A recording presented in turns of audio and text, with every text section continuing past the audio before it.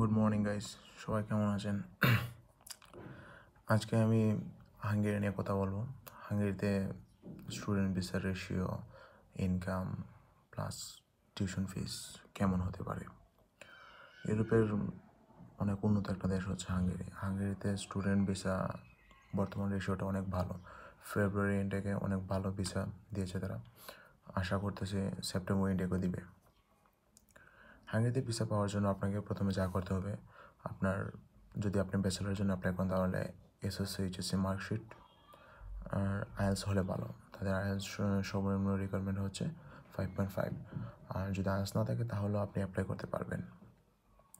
আর মাস্টার্সের জন্য জাস্ট আপনার ব্যাচেলার ডিগ্রির যে সার্টিফিকেট সেটা থাকলেই হবে। আর আইএলস যদি থাকে তাহলে ভালো, না হলেও চলবে। সেই ক্ষেত্রে কিছু কিছু ইউনিভার্সিটিতে আপনার 15 মিনিটে একটা ইন্টারভিউ নেবে।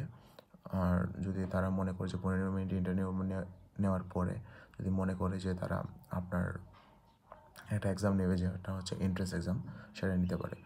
আর ভিসার জন্য আপনার ব্যাংক রেডি করতে হবে, 15 থেকে 20 লাখ, 6 মাসের স্টেটমেন্ট লাগবে আর কি। দেন হচ্ছে যে তার টিউশন ফিস। হাঙ্গেরিতে টিউশন ফিস যথেষ্ট কম আছে অন্যান্য ইউরোপিয়ান কান্ট্রি থেকে।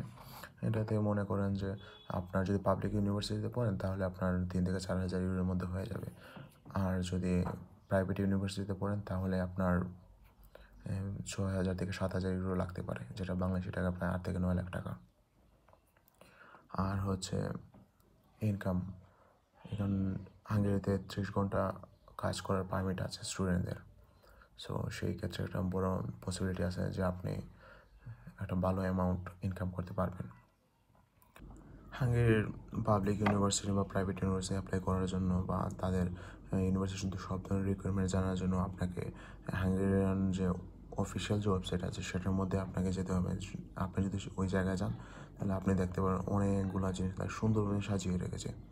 ওইখান থেকে আপনি ইউনিভার্সিটি বলেন, টিউশন ফিস বলেন বা অন্যান্য যাবতীয় যা রিকোয়ারমেন্ট আছে সবগুলো দেখতে পারেন। তো তাদের অফিসিয়াল ওয়েবসাইটটা হচ্ছে studyinhungary.hu।